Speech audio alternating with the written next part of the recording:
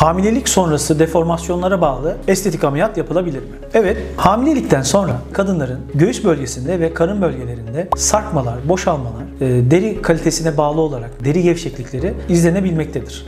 Buna bağlı çoğunlukla annelik estetiği dediğimiz kombine meme ve karın ameliyatı yapılır. Ama gebelik sonrasında annelik estetiğine ek olarak hasta başka bölgesinde, yüzünde ya da gövde alt kısmında, popo bölgesinde de bir estetik ameliyata, müdahaleye ihtiyaç duyarsa bunlar da gerçekleştirilebilir.